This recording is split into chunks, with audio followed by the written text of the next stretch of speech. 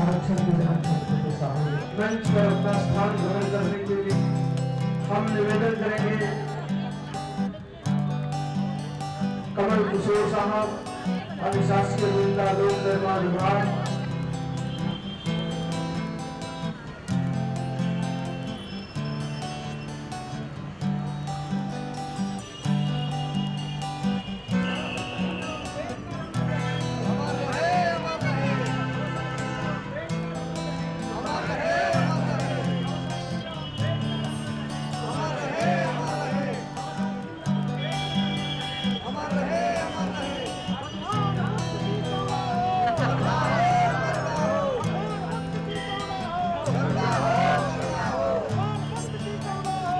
इस जयंती के अवसर पर हम पूरी दुनिया में अंबेडकर अनुयायियों को बधाई देते हैं, मंगल कामना करते हैं। भारत के उन सभी लोगों को बधाई देते हैं एवं मंगल कामना करते हैं। बाबा साहब डॉक्टर अंबेडकर ने भारत में जन्म लेकर के भारत की कठिनाइयों को, भारत में रहने वाले लोगों की कठिनाइयों का अध्ययन किया और उस अध्ययन करने के बाद उन्होंने उसका निराकरण किया। एक दार्शनिक ने लिखा कि किसी भी व्यक्ति की महानता के मानक क्या हो सकते हैं। उस दार्शनिक ने दो मानक निर्धारित किया। उन्होंने कहा कि जब कोई महामानव, जब कोई व्यक्ति पैदा होता है तो उस समय उस समाज में क्या क्या कठिनाइयाँ रहती हैं और उस समाज जब वो उस दुनिया से विदा होता है तो उन कठिनाइयों का कितना निदान कर पाता है, यह उसके जीवन के मानक का मापदंड होता है। बाबा साहब अम्बेडकर महानता के दोनों मापदंडों पर खरे उतरते हैं। पहला, जब वो जन्म लिए भारत में तो इस देश के अस्पृश्य समाज को पढ़ने का अधिकार नहीं था, अस्पृश्य समाज को मंदिर में जाने का अधिकार नहीं था, अस्पृश्य समाज को सार्वजनिक स्थलों पर जाने का अधिकार नहीं था, अस्पृश्य समाज को सरकारी नौकरियों का अधिकार नहीं था, अस्पृश्य समाज को तमाम वर्जनाओं से के राह से गुजरना पड़ रहा था।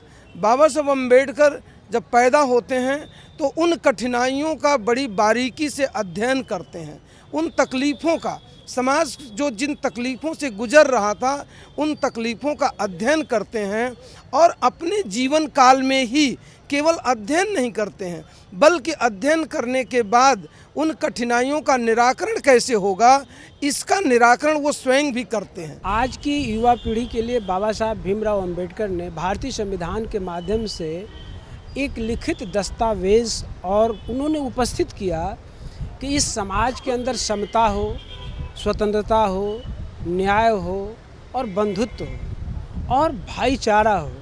विभिन्न भाषा, विभिन्न क्षेत्र और जातियां भी हैं, धर्म भी हैं, लेकिन बाबा साहब अम्बेडकर ने सबको जो समान अवसर दे करके युवाओं को, महिलाओं को संपत्ति का अधिकार हिंदू कोड बिल के माध्यम से, महिलाओं को अच्छा पति चुनने का अधिकार दिया, हर महिला को दिया और हर पुरुष को कि कहीं भी इस देश के किसी भी कोने में जा कर के व्यापार कर सकता हो, अपना नौकरी कर सकता हो। ये जो बाबा साहब अम्बेडकर ने दिया, यह वास्तव में अमूल्य निधि बाबा साहब अम्बेडकर की उपलब्धि हुआ। स्पेशली जो आज युवा हैं, जो कुछ सो कॉल्ड पीपुल के द्वारा कहा जाता है कि बाबा साहब अम्बेडकर ने आरक्षण दिया जिसके वजह से मेरिट हमारी समाप्त हो रही है, उसके लिए बाबा साहब अम्बेडकर के बारे में जब हम लोग कहते हैं कि आप बाबा साहब अम्बेडकर ने जो राउंड टेबल कॉन्फ्रेंस में जो प्रतिनिधित्व की डिमांड किया कि इस देश में जो अनपढ़ है, जो लाचार है, जो बेबस है, उसको समानता कैसे मिले, इक्वलिटी कैसे मिले, उसको लाने के लिए प्रिविलेज दिया और उसको प्रिविलेज के लिए राजनीतिक क्षेत्र में 10 साल का ही दिया बाबा साहब अम्बेडकर ने। फिर बाद में लोग 10 इयर्स बढ़ाते गए, लेकिन एजुकेशन में और नौकरी में बाबा साहब अम्बेडकर ने ये कहा कि जब तक ये उनका सामाजिक पिछड़ापन और आपके शैक्षणिक पिछड़ापन होता है तब तक दिया जाएगा। शैक्षणिक पिछड़ापन तो दूर हुआ, तो ये बाबा साहब अम्बेडकर कितने दूरदर्शी थे और बाबा साहब अम्बेडकर कितने न्यायप्रिय थे कि तमाम तकलीफ़ें उनके जीवन में आई होगी, सभी जानते हैं, लेकिन कभी वो किसी के प्रति बायस्ड नहीं हुए और देश को ये चाहते थे कि यह देश राष्ट्र कि जो एकता है, अखंडता है, ये बने रहे। और जब इसकी भारतीय संविधान की जब प्रस्तावना को देखें कि हम भारत के लोग भारत को ये संपूर्ण प्रभुत्व संपन्न समाजवादी धर्मनिरपेक्ष लोकतंत्रात्मक गणराज्य बनाने के लिए तथा उसके समस्त नागरिकों को हम क्या उपलब्ध कराएंगे, सामाजिक, आर्थिक, राजनैतिक जो एकता प्रदान करेंगे, समता प्रदान करेंगे और व्यक्ति की गरिमा को भी देंगे और राष्ट्र की एकता अखंडता को सुनिश्चित करने, ये भावना जो प्रियम्बल में लिखा हुआ है, जो भारतीय संविधान का पाठ हुआ, इस बात को हमारी युवा पीढ़ी को बताना है कि एक व्यक्ति की गरिमा के साथ ठेस नहीं लगड़ाना है। हर व्यक्ति को एक मानव जो एक समान है, जो व्यवहार अपने को अच्छा न लगे वो व्यवहार दूसरों को भी अच्छा लगे, ऐसा व्यवहार करना चाहिए।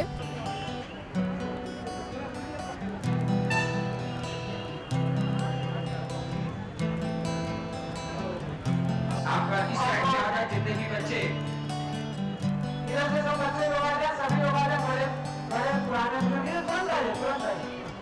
और भीम बेटकर मर रहे हैं। भारतीय संविधान जिंदाबाद, जिंदाबाद, जिंदाबाद। भारतीय संविधान जिंदाबाद, जिंदाबाद, जिंदाबाद। भारतीय संविधान जिंदाबाद, जिंदाबाद, जिंदाबाद। और भीम बेटकर मर रहे हैं।